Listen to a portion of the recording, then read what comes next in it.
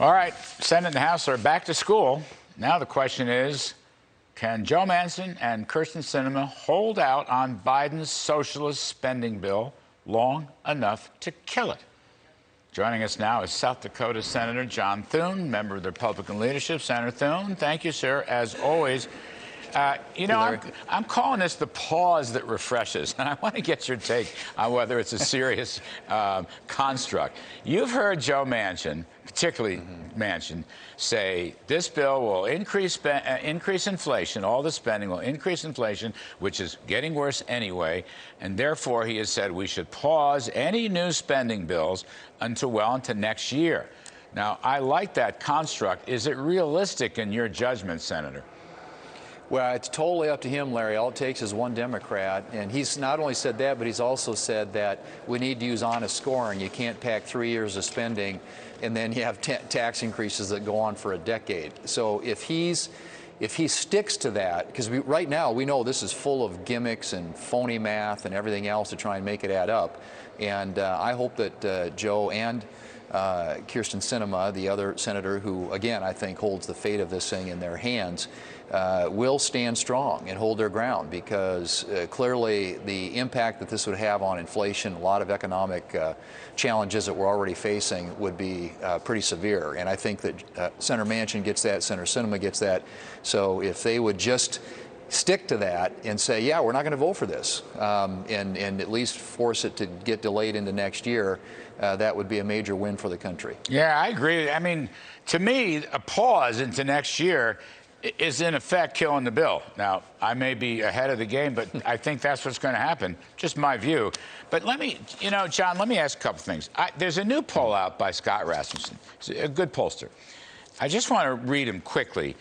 It's like 60 to 70% of Americans, listen to this, oppose Build Back Better payments to illegal immigrants, oppose IRS snooping, oppose a tax credit to print journalists, oppose any government assistance without workfare, oppose a rapid transition to electric cars until we've worked out where the batteries are going to come from, not China, oppose expansion of Medicare, and are annoyed that this child tax credit and child allowances would reduce the ability of faith-based organizations to get any, and would actually increase the cost of child care and daycare. So that's just a sampling. There's a lot of other things wrong with the bill. But I just put that out there for you. Maybe you want to see the poll. I can get it to you. It just shows that the public's not for this. And the public, when they learn more about it, I think they like it even less. Right. Well, and we've seen a survey coming out of West Virginia that said 74% of West Virginians are opposed to this. Right. And so I hope that's weighing heavily on Joe Manchin's mind. But no, you're right, Larry. I mean, this thing, and it's loaded up with all this green energy stuff. I mean, they have placed this priority on electric vehicles and are killing domestic energy production at a time when we had become energy independent. We were actually exporting energy. Now we're going hat in hand to OPEC, begging for more energy. And so and you look at even the ag stuff, which we pay attention to, obviously, in our office. They got things in there. They got hundreds of millions of dollars for urban agriculture. I mean, I don't know if we're going to subsidize gardens in your neighborhood or whatever, but and then they've got this thing called tree equity. They've got $3 billion in there for tree equity, whatever tree equity means. It's just, some of the stuff is just crazy. And when the American people find out more about it, which is why I think it's important, as you pointed out, to tell people, to inform them about what the provisions of this bill actually are, not to mention the tax increases that are going to go with it. They're going to kill jobs.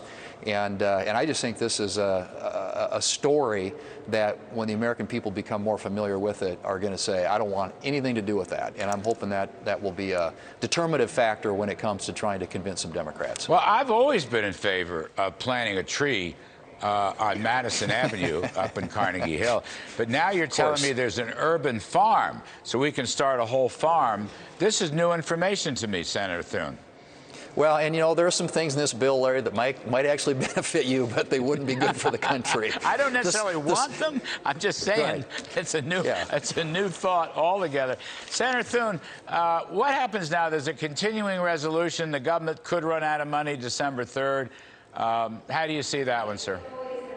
Well, I think that there will probably be has to be, I guess, agreement this week on funding the government. The question is for how long and what anomalies does it include. It's pretty clear the Democrats are trying to stuff their entire agenda now into these appropriation bills, which is why our side is objecting to passing a broader appropriations bill. A continuing resolution, of course, as you know, just funds the government at the existing level into some point next year. And right now, I'm told they're talking about a January or February extension, and then they would try and revisit this at some point next year. But as long as they insist on adding literally every bad policy idea, all these poison pills into these appropriation bills, the idea that we're going to move them individually is something that our side just is not going to support. You know, I want to just circle back quickly, sir, on the energy story. Among the remarkable things about Biden energy policy, I mean, there's a war on fossil fuels. He actually said the trouble is we don't have enough supply to meet higher demand, but he wants Saudi Arabia and Russia and others to supply the new oil. I don't know if he knows we have oil in the U.S. or not. I don't know what he knows anymore. But assuming he might know, now his Interior Department has slapped higher drilling fees on public lands in the middle of all these worries about high oil prices and higher gasoline prices. Now, Senator, that just strikes me as, it may be redundant, but it just strikes me as being extremely stupid. It's extremely stupid. Their entire energy policy, and you talk about inflation, gas prices that are a 7-year high, home heating fuel in my state of South Dakota, they're saying this year the utilities are telling us is going to be 50 to 100% higher. And a lot of it has to do with policy. A lot of it has to do with the signals that you're sending to the market. And the signals these guys are sending, first thing they do, kill the Keystone XL pipeline, come into office, get rid of that. And now you're right, they're making it that much harder to develop many of these places in this country where we have energy supplies. We have supplies in this country. We have a way of getting at it. We have a way of being energy independent and exporting energy to other places around the world. But because of this, the far left wing, the Bernie Sanders wing, the Elizabeth Warren wing of the Democrat Party, which is calling the shots, everything for them right now is about electric vehicles.